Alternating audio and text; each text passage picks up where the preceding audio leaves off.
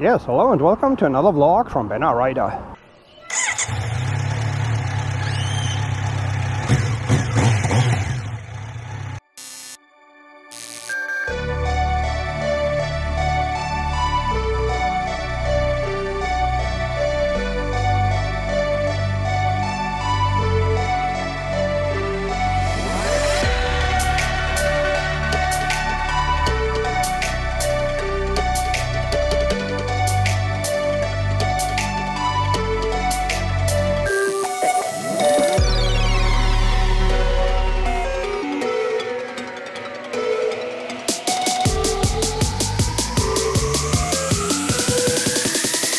Today we're testing out the new 2020 version of the Ninja 650 A2 for 35 kilowatt version,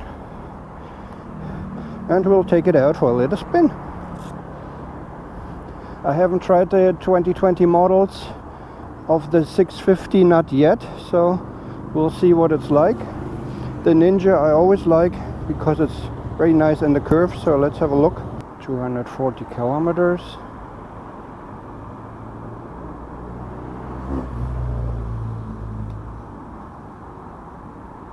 The display actually looks a little bit smaller than mine, but I'm sure it's the same.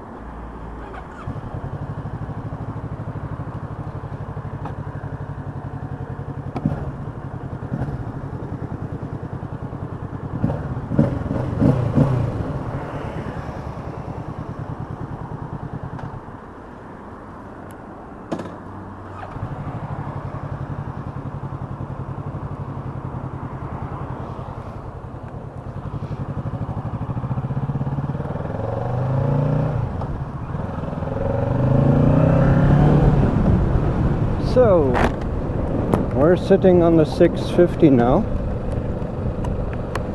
A2 version.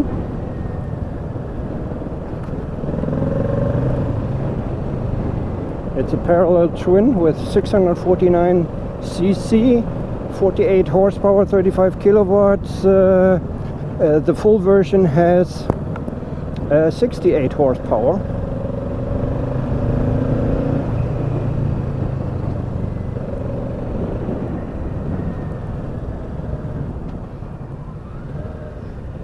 The clutch, the shifting, a little bit different than my Z900.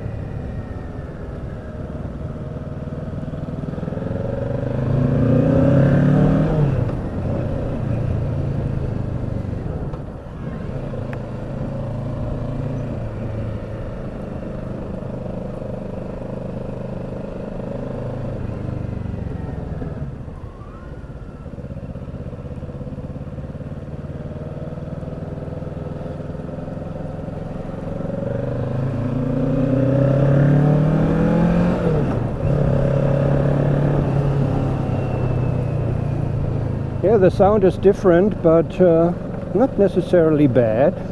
There are a lot of fans of the Ninja 650, so I should shut my mouth. It's kind of difficult, you know, when you come from a bigger bike to judge a smaller bike, but I will try my best to be objective.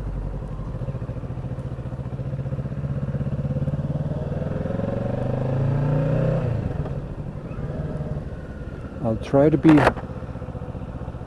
objective as possible. Yeah, the seating position is almost like on mine on the Z900. What I like about the Ninja is actually, I think in the curve it feels much better. At least that's what I found out when I first rode it a few months back. And let's see if that is true again. And what else? Seating position, yeah, almost the same as mine, fairly upright. 11:15. I don't know if that time is true, but we'll go on the autovía a little bit. Somehow you get the feeling with these Ninjas, you know, the super sports, like that it's much easier to do hang-offs, you know, on these bikes. Probably is not true, but It seems like, maybe also because you're lower or something, I don't know. Yeah, basically the display is the same, although somehow to me it seems a little bit smaller, but maybe that's not true. The clutch engagement, I always like the clutch, the gear engagement of the gearbox, that it's very, very, very easy. It's not really, it doesn't feel clunky. And I'm sorry to say, but once again, I do think, and I owned a Honda CB500X, and I do think that it also was kind of clunky, and all the other Hondas I tried. So it was not just one. And these Kawasaki's, they feel much better putting in the gears.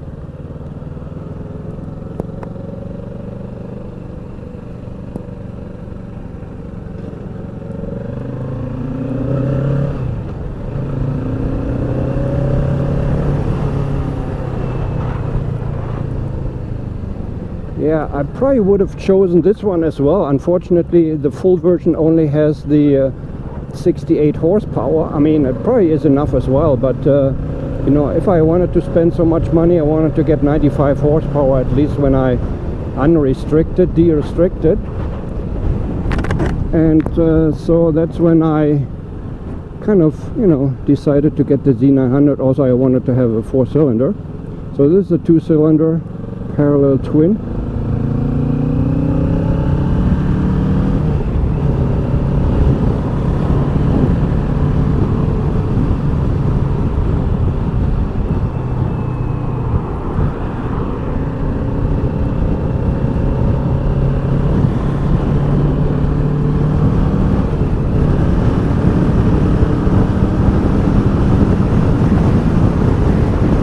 We should have changed the shift light. Yeah, the pressure from the front, from the windshield is actually not too bad. It's not, there's no turbulences. Well, there are some turbulences, but it doesn't feel too bad actually.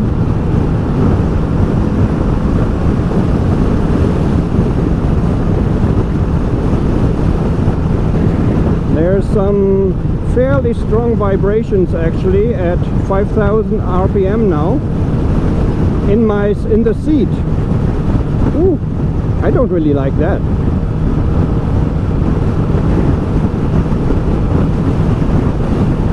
This is just my first impression, people, so I don't have that. My other 500 did not have this. They had other vibrations, but I know every motorcycle has vibrations. Yeah, thank you for telling me. But when I pull the throttle here in 110 kilometers, there's very strong vibrations, and these are vibrations like micro vibrations, like from a vibrator. So for some people maybe nice, but for me not so nice.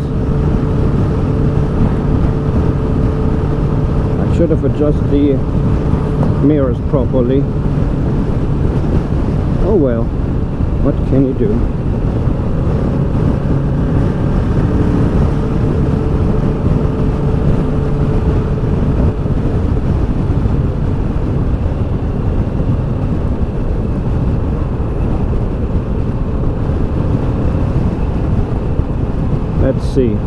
Let's see if this would have suited me as well. It probably would have suited me as well, and I'm not sure. Maybe 68 horsepower would have been enough, but I wanted to have the sound of the sound of the 4-cylinder, of course, and here you don't have that.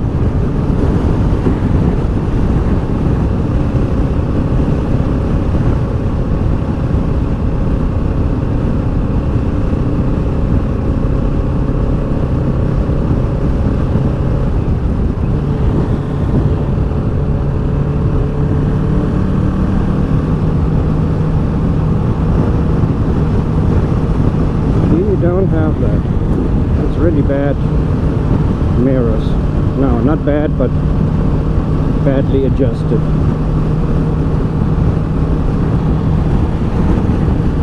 What the hell? Come on, people.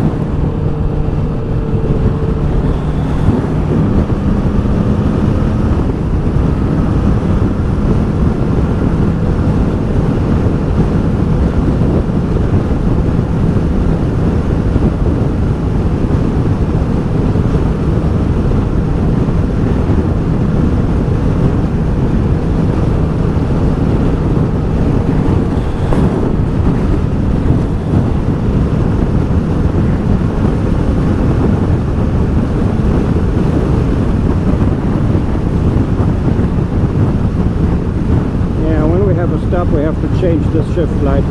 They always leave it, you know, at 3,500, I think. Okay, we're doing almost 120 now. Yeah, I have a strong wind on my helmet. No difference to the Z900.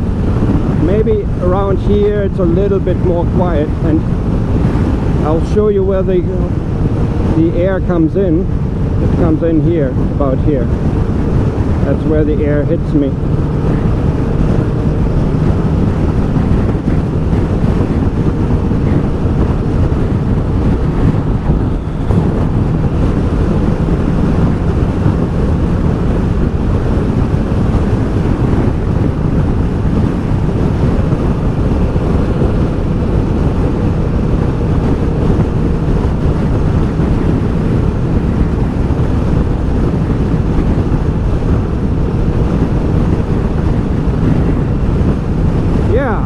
Wanted to ride this Ninja 650. They just got it in today.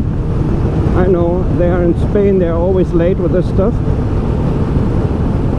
but it really in this green, I would definitely get it in this green KRT version. I think it's called Kawasaki Racing Team or something. It's a little bit more expensive, I think, in this version, in this green, but I really do like the graphics on it.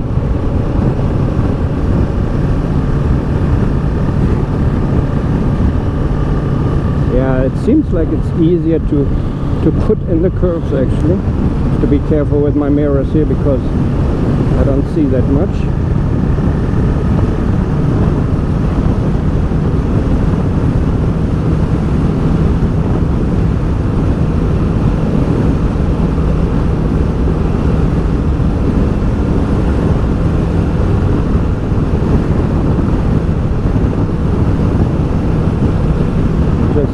Let me just adjust the mirrors a little bit and this shift light, because that's really making me crazy.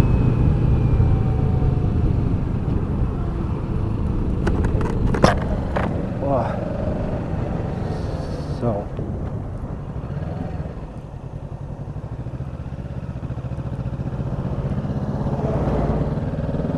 that was a strange entering here. Okay. Let's change this stuff.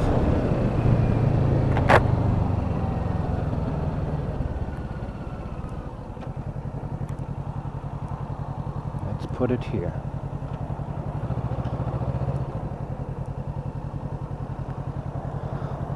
Okay.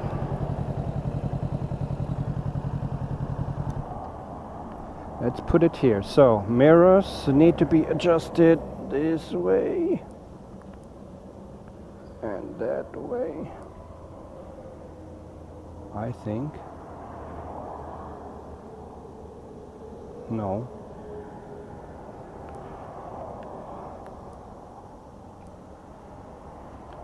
Oh well. So let's change this here quickly. Vehicle settings, maybe. Shift lamp. At 5,000. No, let's put it at 7,000. Okay, let's go. It's getting hot again.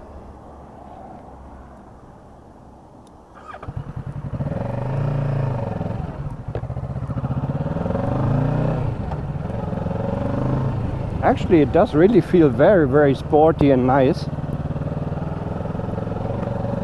such a shame to compare it to the Z900 now, but it's really nice.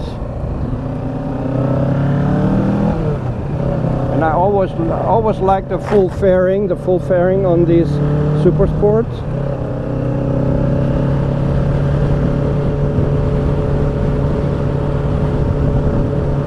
Yeah.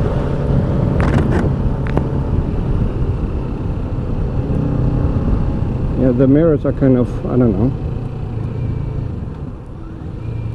not really that good.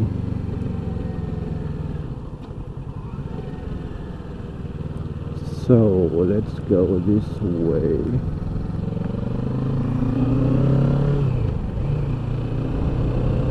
Yeah, seems to be much easier to be put into the curves.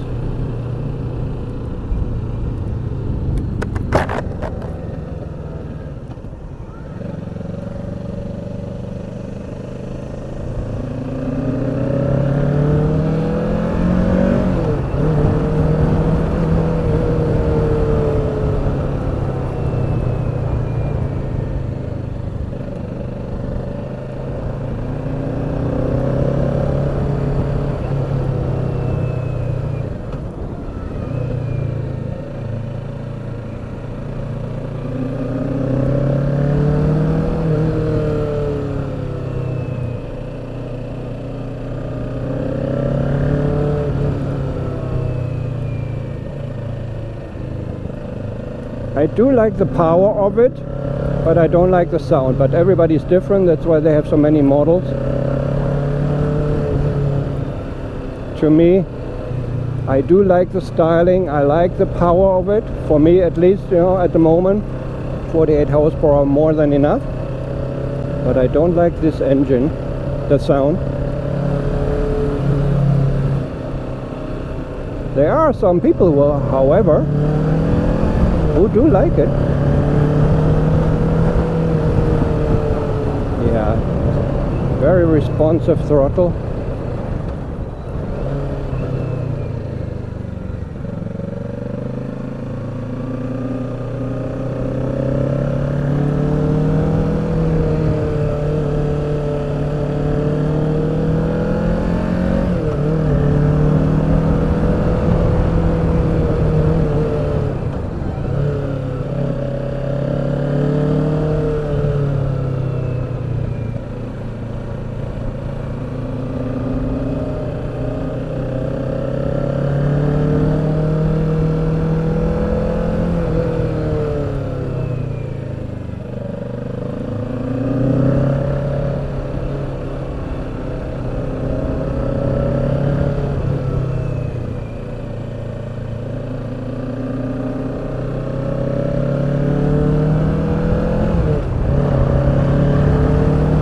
There we go.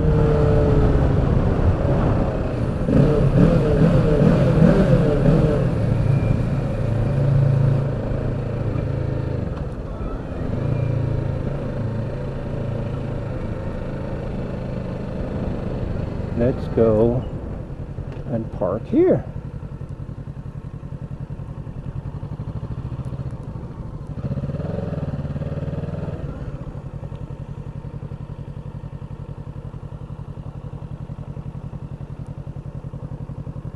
Okie dokie. Where's the side step? On every model it's different. Okay, it leans a little bit further to the left, I'd say. Have to be careful. No, everything is fine. Okay, so let's do the walk around, take some pretty pictures, and I'll see you in a bit.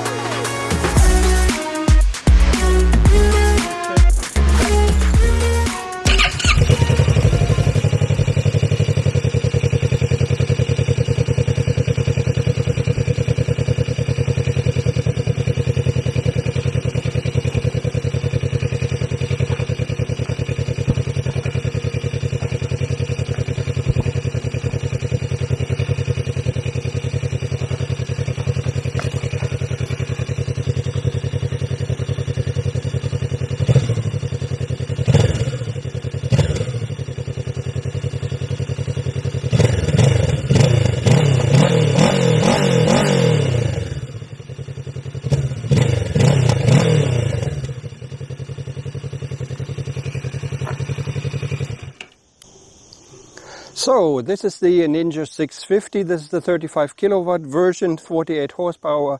The full version can be unrestricted to 68 horsepower. I don't know how much it is in kilowatts.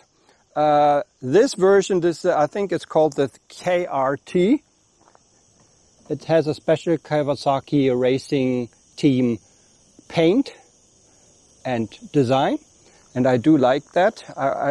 You know, if I had actually bought this one, I would have preferred this one. It's really nice. I don't know, these red stripes in the front, they don't really go together that well.